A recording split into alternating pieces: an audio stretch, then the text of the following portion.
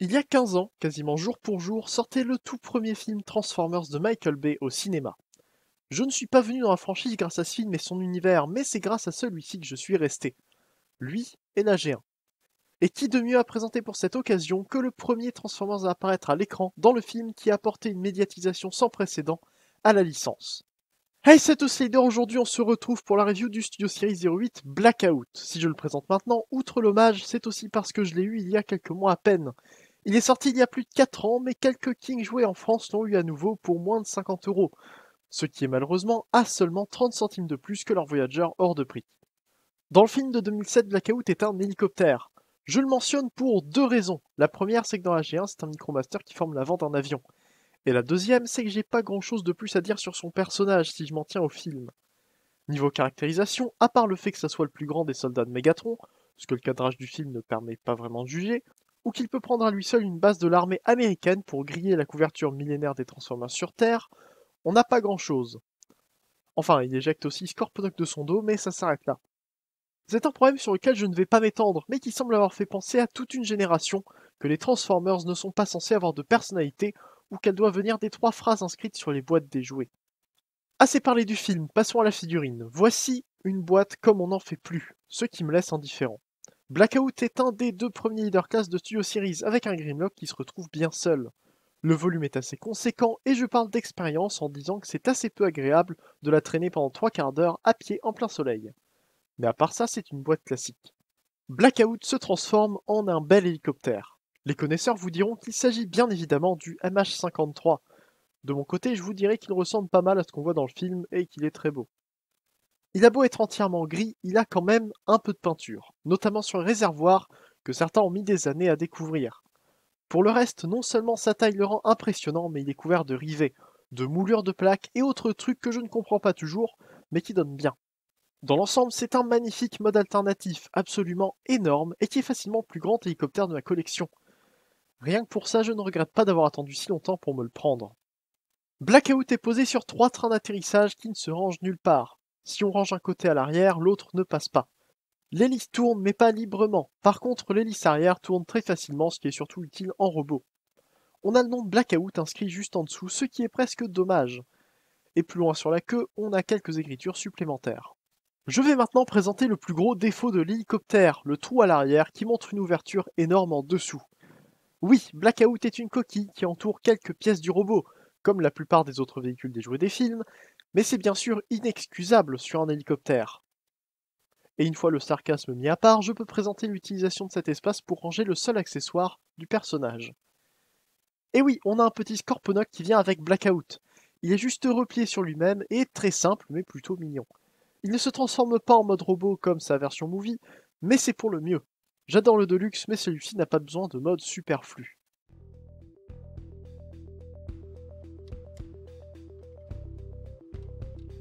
Parlant de transformation, Blackout est impressionnant aussi de ce côté-là. La première étape est peut-être la plus galère puisqu'il faut trouver où les pales doivent se séparer pour se regrouper, ce qui correspond à la première étape dans la transformation du film. Les ailes et les réservoirs forment les bras qui se replient sur eux-mêmes et qui s'avancent en place, pendant que les jambes sortent de dessous et utilisent le reste du fuselage pour faire les pieds. Dans l'ensemble, c'est une transformation complexe mais pas compliquée, avec beaucoup d'étapes mais qui ne posent aucun problème. La manipulation du dessus me plaît aussi, avec plusieurs panneaux qui se déplacent et qui trouvent une position de façon intuitive, avec tout l'arrière qui se replie en plusieurs points pour former un dos compact.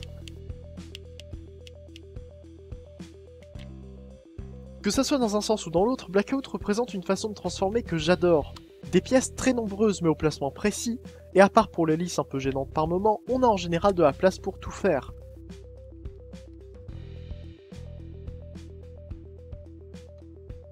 Rien que cette conversion m'a décidé à le prendre après l'avoir vu plusieurs fois en magasin, et alors que je n'allais plus avoir aucune occasion de l'avoir un jour. Et je ne le regrette pas.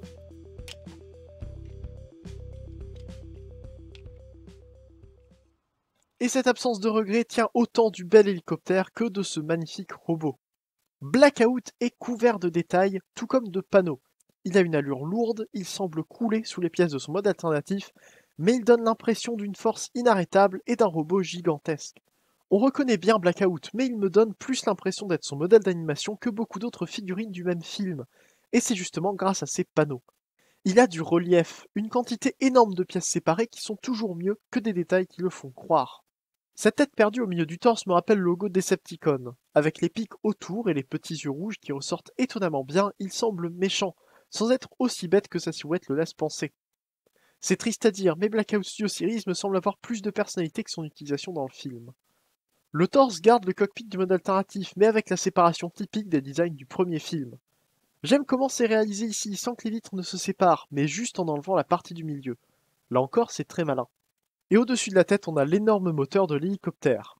Vous avez vu qu'il allait à l'horizontale dans le véhicule et pas à la verticale sous l'hélice, et je trouve ça encore bien pensé. Ils ont fait en sorte de construire cet énorme moteur qu'il porte sur son dos et qu'il l'écrase au sol, alors qu'il lui permet de voler dans son autre mode. Et tout ça avec des panneaux autour et sur les côtés qui vont jusque sur ses épaules. Il est coincé dans ces panneaux, mais la transformation ne donne pas l'impression d'un shellformer simpliste. J'ai l'impression d'avoir réalisé une vraie conversion, et les panneaux utiles au véhicule donnent une personnalité au robot que je trouve incroyable. Pour continuer sur les bras, ils sont courts et pleins de panneaux également, mais je ne trouve toujours pas que ça gêne quoi que ce soit. Par contre, c'est au niveau des mains que se trouve le plus gros défaut de Blackout. Tout comme Starscream Voyager de Revenge of the Fallen, ses mains sont constamment tournées vers le bas, et même s'il peut les monter et ouvrir le pouce, ça reste un peu ridicule. Il y a eu plusieurs kits pour rectifier ça plus ou moins bien, et son Repaint Grinder a modifié ses pièces pour avoir des mains bien orientées malgré la transformation. Alors bien sûr, c'est un très gros défaut. Les mains ne donnent jamais vraiment bien. Mais j'ai tendance à l'oublier parce que je trouve le reste de la figurine très bien fait. Justement pour le reste, la ceinture est faite en une seule pièce, ce qui est dommage. Et les jambes sont très fines, mais elles donnent l'impression de profondeur dont je parlais. On a des panneaux libres sur les tibias qui rajoutent du volume, et qui me rappellent le style des premiers designs du film, où beaucoup de robots semblent vides, creux et avec des panneaux sans rapport avec le véhicule. Et c'est peut-être la première fois que j'ai cette impression qui me revient sur une figurine, ce qui n'est pas peu en 15 ans de jouer. En plus, les jambes sont repliées, ce qui joue aussi sur l'impression de masse du robot qui n'est même pas capable de se tenir droit. Et enfin, on a les pieds qui sont très larges et surtout très plats. Au moins grâce à ça et à leurs articulations, Blackout est très stable. Et même s'il y a des planches sous les pieds, ça lui évite d'avoir ses panneaux ailleurs, car même dans le dos, il n'en a pas. Il en a sous les pales, bien sûr, mais si on le regarde de dos, on voit le rotor transformé qu'on connaît à Blackout.